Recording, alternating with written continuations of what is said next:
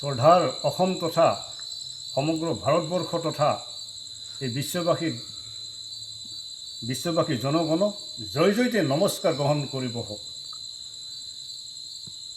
মোৰ কালি এটাই দুখ লাগিলে, আকস্মিকতে আমাৰ নতুন প্ৰজন্মৰ জুবিন গাৰ্গ হঠাতে নিশেষ হৈ গ'ল বুলি বাতৰি পাইছিলোঁ, কিন্তু মই বিশ্বাস কৰা নাছিলোঁ জুবিন গাৰ্গ আমাৰ সমাজৰ পৰা বিলীন হৈ গৈছে বুলি। কিন্তু মই যেতিয়া চালোঁ এই নিউজ চেনেলবোৰ, তেতিয়া চাই মোৰ বহুত দুখ লাগিছে।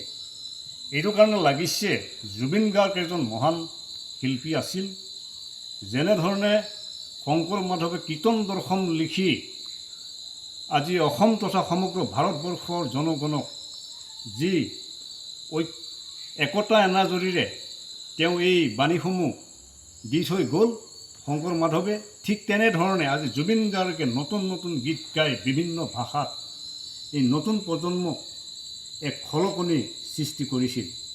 সেয়েহে মই ক'ব খোজোঁ যে জুবিন গাৰ্গ এজন আমাৰ ভোটাতৰা আছিল, এক নক্ষত্ৰ আছিল।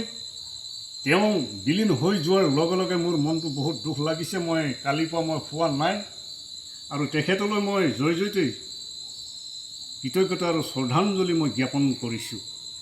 মই ভৰি গছকত বাগৰি ফুৰা এটি ক্ষুদ্ৰ ধূলিকণা, আপোনালোক বহু গুণে গুণী আৰু আদৰ্শৱান মহান ব্যক্তি। জয়তে মই এষাৰ কথা ক'ব খোজোঁ, অসমৰ মুখ্যমন্ত্ৰী আমাৰ অতিকে ক্ষমতাশালী হিমন্ত বিশ্ব শৰ্মাদেৱ আছে, আমাৰ ভাৰতবৰ্ষৰ প্ৰধানমন্ত্ৰী ক্ষমতাশালী অতিকে নৰেন্দ্ৰ মোদী ডাঙৰীয়াদেৱ আছে,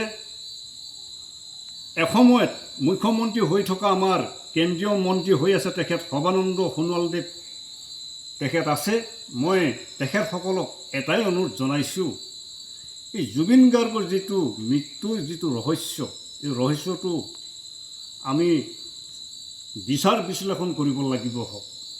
এইটো কাৰণে বিচাৰ বিশ্লেষণ কৰিব লাগিব হওক, তেওঁ সমগ্ৰ অসমৰ যুৱক যুৱতীৰ কাৰণে তথা সমগ্ৰ ভাৰতবৰ্ষ তথা সমগ্ৰ বিশ্ববাসীৰ মাজত যি নতুন নতুন গান গাই, বিভিন্ন ভাষাত গান গাই আমাক চমকিত কৰিলে, মই পাহৰি যাব নোৱাৰিম।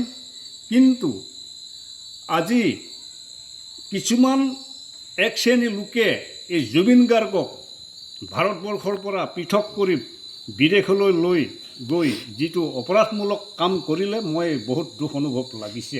এইটো কাৰণে লাগিছে, তেখেত এজন অসুস্থ লোক আছিল আৰু যিসকলে উদ্যোক্তাই এই অসমৰ পৰা সেই বিখ্যাত শিল্পীজনক নি ভাৰতৰ বাহিৰলৈ লৈ গৈছিল, তেওঁলোকে জানে জুবিন গাৰ্গ এজন অসুস্থ লোক আছিল, তেওঁ অসুখত ভুগি আছিল।